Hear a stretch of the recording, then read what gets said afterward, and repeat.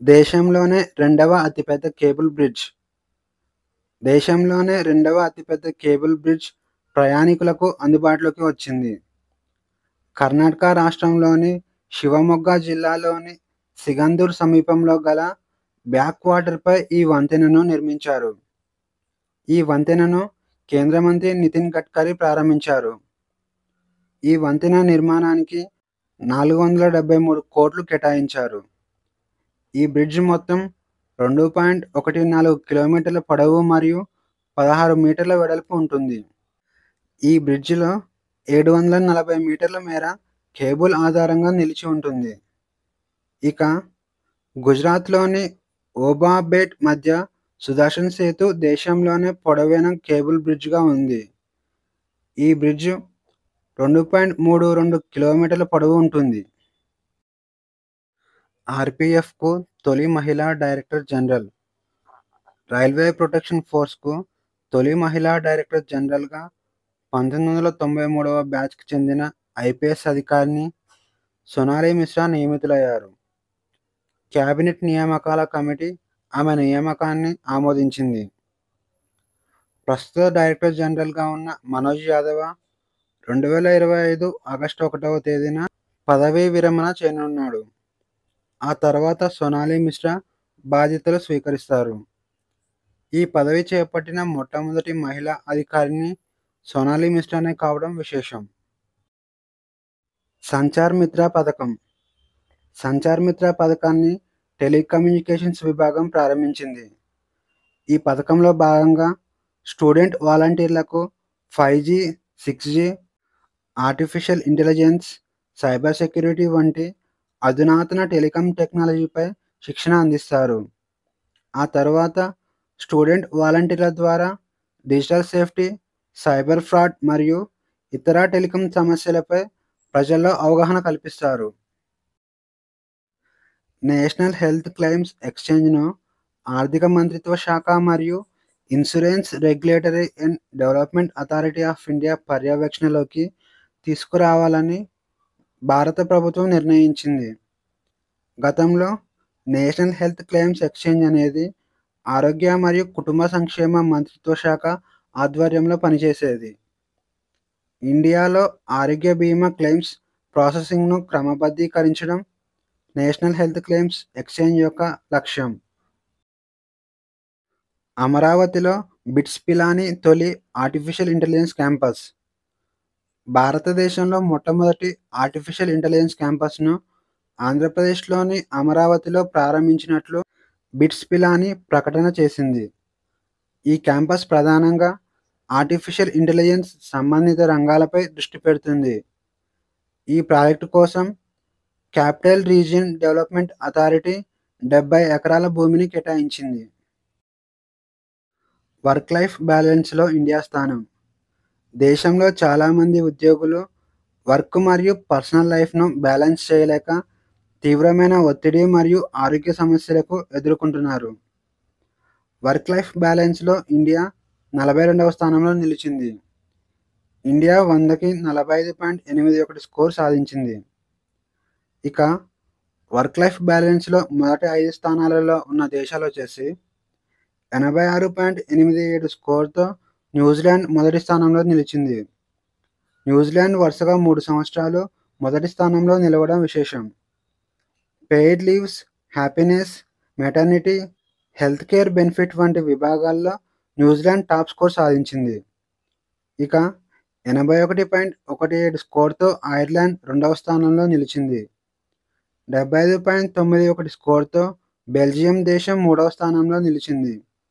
ఇక 74.65 స్కోర్‌తో జర్మనీ నాలుగవ స్థానంలో నిలవగా 74.20 స్కోర్‌తో నార్వే ఐదవ స్థానంలో నిలిచింది. ఇక ఈరోజు క్వెషన్స్ వచ్చేసి ప్రపంచ యువ నైపుణ్య దినోత్సవాన్ని ప్రతి సంవత్సరం ఎప్పుడు జరుపుకుంటారు? A. July 14, B. July 15, C. July 16, D. July 17.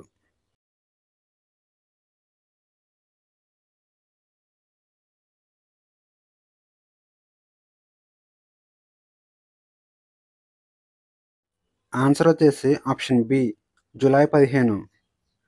ప్రతి సంవత్సరం జూలై 15న ప్రపంచవ్యాప్తంగా యువ నైపుణ్య దినోత్సవాన్ని జరుపుకుంటారు. 2025 యువ నైపుణ్య దినోత్సవ థీమ్ వచ్చేసి youth empowerment through artificial intelligence and digital skills. ఐక్యరాజ్య సమితి యొక్క 2030 సుస్థిర అభివృద్ధి లక్ష్యాల సాధనకు అనుగుణంగా యువతలో నైపుణ్య అభివృద్ధిని ప్రోత్సహిస్తుంది. స్వచ్ఛ సర్వేక్షణ్ 2024-25 అవార్డుల ప్రదానోత్సవాన్ని ఏ మంత్రిత్వ శాఖ నిర్వహించింది? ఏ. పర్యావరణం, అటవీ మరియు వాతావరణ మార్పుల మంత్రిత్వ శాఖ. బి. గృహ నిర్మాణం మరియు పట్టణ వ్యవహారాల మంత్రిత్వ శాఖ. సి. జలశక్తి మంత్రిత్వ శాఖ. డి. పట్టణాభివృద్ధి మంత్రిత్వ శాఖ.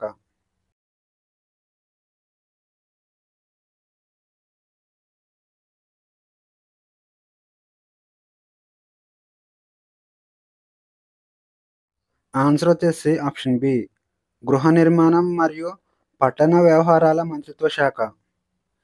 ఇటీవల భారత రాష్ట్రపతి న్యూఢిల్లీలోని విజ్ఞాన్ భవన్లో స్వచ్ఛ సర్వేక్షణ్ 2024-25 అవార్డులను ప్రదానం చేశారు. ఈ కార్యక్రమాన్ని గృహ నిర్మాణం మరియు పట్టణ వ్యవహారాల మంత్రిత్వ శాఖ నిర్వహించింది. స్వచ్ఛ సర్వేక్షణ్ అనేది స్వచ్ఛ భారత్ అభియాన్లో భాగంగా భారతదేశంలోని పట్టణాలలో పరిశుభ్రత మరియు పారిశుధ్యాన్ని అంచనా వేయడానికి సర్వేను నిర్వహిస్తుంది. భారతదేశంలో మొట్టమొదటి వాటర్ టెక్నాలజీ పార్క్ అయిన ఆక్వాటెక్ పార్క్ ఎక్కడ ప్రారంభించబడింది? ఏ. అస్సాం.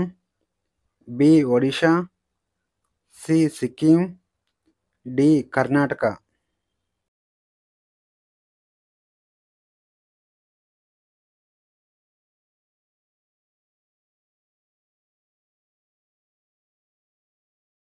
ఆన్సర్ వచ్చేసి ఆప్షన్ ఏ అస్సాం. అస్సాం ముఖ్యమంత్రి హిమంత బిశ్వా శర్మ ఇటీవల అస్సాంలోని సోనాపూర్లో ఆక్వాటెక్ పార్క్ను ప్రారంభించారు. ఇది భారతదేశంలోనే మొదటి వాటర్ టెక్నాలజీ పార్క్ కావడం విశేషం. ఈ పార్క్ను నాబార్డ్ మరియు Indian council of agricultural research, central institute of fresh water aquaculture, fisheries department మరియు సెల్కో ఫౌండేషన్ అనే సంస్థలు సంయుక్తంగా నిర్మించాయి. ఇటీవల వార్తల్లో కనిపించిన కాక్రాపర్ అణు విద్యుత్ కేంద్రం ఏ రాష్ట్రంలో ఉంది? A. Rajasthan. B. Haryana. C. Gujarat. D. Uttar Pradesh.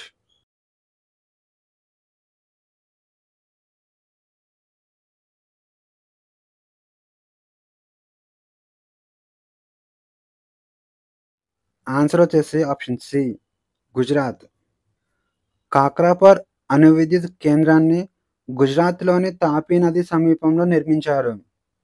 ఇది దేశంలోనే రెండవ అతిపెద్ద అణు విద్యుత్ కేంద్రం కావడం విశేషం. అణు విద్యుత్ కేంద్రం యొక్క సామర్థ్యం వచ్చేసి 1840 మెగావాట్లు. 3 కొత్త క్రిమినల్ చట్టాలను పూర్తిగా అమలు చేసిన భారతదేశంలోని మొట్టమొదటి నగరం ఏది? A. Delhi. B. Bhopal. C. Hyderabad. D. Chandigarh.